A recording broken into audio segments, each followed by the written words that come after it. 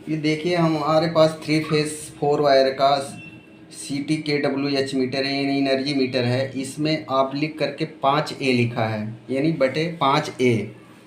अब ये 5A का क्या मतलब है, यहाँ पर हम इसकी जगह, यानी ये मीटर कुल 5 एम्पियर तक का ही लोड झेल सकता है। इस पर हम 5 एम्पियर से ज़्यादा का लोड नहीं डाल सकते हैं, नहीं तो ये जल जाएगा।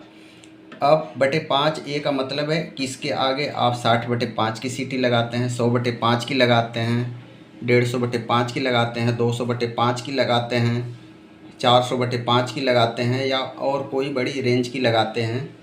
उसके अकॉर्डिंग ये मीटर जो है उसका जो मल्टीप्लाइंग फैक्टर बनेगा, ये जो हमारी एनालॉग टाइप मीटर है, यहाँ पर उसके मल्टीप्लाइंग फैक्टर से हम गुणा करके और एक्चुअल रीडिंग को प्राप्त करेंगे। सपोज यहाँ पर हम अगर 150/5 की सीटी लगा रहे हैं, तो 150/5 उसको 5 से डिवाइड करेंगे तो 30 उसका मल्टीप्लाइंग फैक्टर निकलेगा। तो जो एक्चुअल रीडिंग आएगी उसको हम 30 से गुणा करके और फिर इस रीडिंग को जानेंगे। अब इसका कनेक्शन कैसे करेंगे? इसका कनेक्शन ये बनाने वाले ने, देखिए जो इसका कनेक्शन डायग्राम बनाया है, ये विदाउट सीटी मीटर वाले का कनेक्शन डायग्राम बनाया है। यहाँ पर देखिए L1 इनपुट हो रहा है और L1 निकल रहा है, यानी आर फेस जो है इन हो रहा है और आउट हो रहा है, फिर वाई फेस इन और वाई फेस आउट, फिर B phase in, B phase out, और न्यूट्रल इन न्यूट्रल आउट। लेकिन सीटी मीटर में ऐसा नहीं है, यही कन्फ्यूजन है जिसकी वजह से ये वीडियो बनानी पड़ी है। और इस मीटर का कनेक्शन करते समय कुछ गलती हो गई थी लगाने वाले भाई साहब से।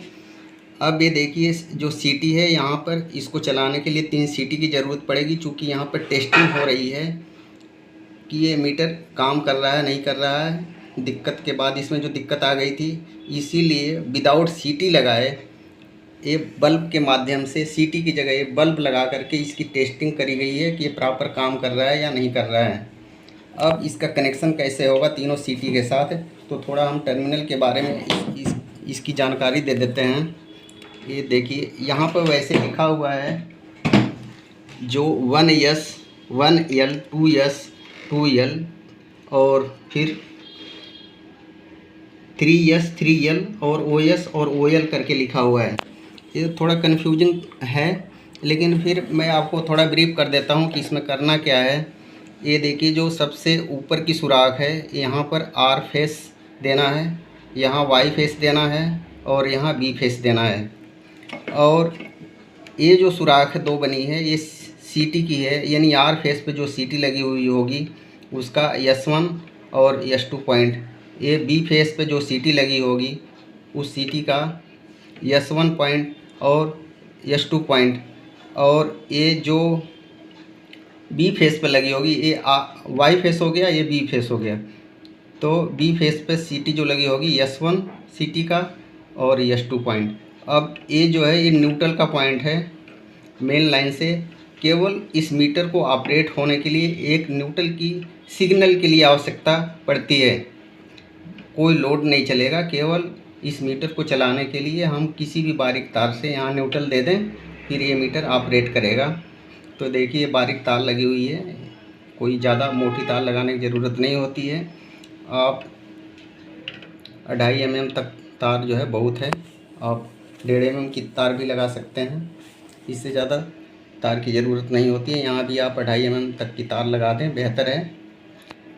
तो देखिए चूँकि सीटी हमारे पास नहीं थी, अब इस सीटी के 2 टर्मिनल जो होते हैं इस तरह से, ये प्राइमरी है और ये सेकेंडरी है।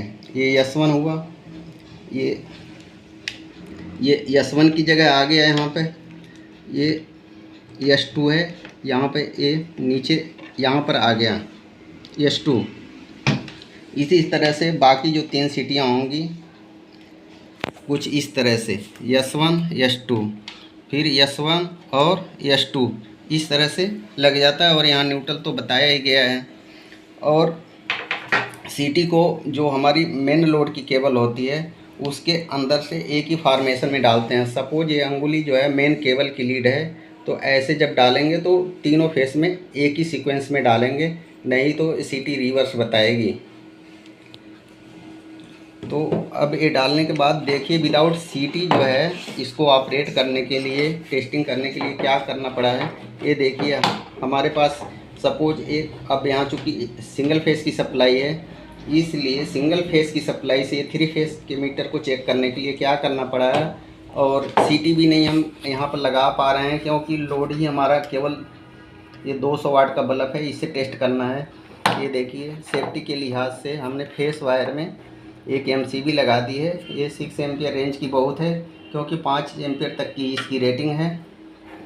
और ये देखिए इसका कनेक्शन फिर क्या बना है, यहाँ से फेस की एक वायर आई है जो कि आर फेस के लिए दी गई है। और सीटी की जगह, चूँकि सीटी में ये सीटी कॉइल जो होती है इसके अंदर से लोड की करंट फ्लो होकर के ये आती है। इसके अंदर से जो करंट सर्कुलेट होती है वो कुछ इस तरह से हमारी इसके अंदर जाती है और ऐसे चलती है। अभी इसी चीज़ को बनाने के लिए देखिए जो 200 वाट का बल्ब है, यहाँ से फेस आया हमारा सीटी की जगह, सपोज ये सीटी है, इसके अंदर से जो करंट फ्लो हो रही है वो इधर को आई और फिर यहाँ से पास कराई गई है। ये सॉरी इधर को पास कराई गई है, इधर से आई सीटी की करंट S1 में गई और S2 इधर आ रहा है। अब चूँकि यहाँ सीटी नहीं है, हमें इसके अंदर सीटी की जगह करंट फ्लो कराना है, इसलिए इस बल्ब को जलाने के लिए हमें न्यूट्रल की ज़रूरत चाहिए ही चाहिए। इसलिए करंट फ्लो कराने के लिए यहाँ पर इसको न्यूट्रल दे दिया गया है और यहाँ न्यूट्रल का कनेक्शन पहले से मौजूद है। तो सीटी की जगह इसके अंदर जो है बल्ब के थ्रू करंट पास करा दिया गया और फिर जाके इस मीटर की टेस्टिंग केवल सिंगल फेस और एक बल्ब के सहारे करी गई है। अब इसको हम चला के दिखाते हैं।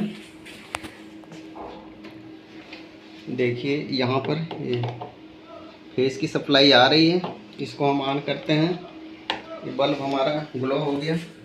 और यहाँ पर ये देखिए केवल एक फेस दिया गया है इसलिए आर फेस इंडिकेट कर रहा है। और यहाँ पर अभी रीडिंग होगी थोड़ी देर में, जब ये चूँकि लोड बहुत ही कम है इसलिए देखिए अभी ब्लिंक किया, यानी एनर्जी का कैलकुलेशन हो रहा है। तो इस तरह से हमारी मीटर की वायरिंग पूरी हो जाती है। और जो भी वायरिंग करी जाती है, चूँकि ये सीटी मीटर है, बहुत सावधानी से और टाइट करके वायरिंग करी जाएगी और पुनः एक बार कनेक्शन चेक कर लेना चाहिए। तो इस तरह से सीटी मीटर का हम कनेक्शन कर सकते हैं। और ख़ास ध्यान देने वाली बात है कि जो हमारी जिस रेशियो की सीटी लगी रहेगी, जो भी रीडिंग आएगी उसमें मल्टीप्लाइंग फैक्टर का गुणा कर दिया जाएगा। अभी 150/5 की सीटिंग जो लगेगी, ये देखिए 150/5A लिखा है, तो इसका मल्टीप्लाइंग फैक्टर 30 बनेगा। तो इस मीटर के साथ जो है इसकी रीडिंग में 30 का गुणा होगा। तो इस तरह से ये कनेक्शन बन जाएगा। तो इसको अब साइड पर लगा दिया जाएगा, यानी ये मीटर ठीक है और अच्छा काम करेगा। शुक्रिया।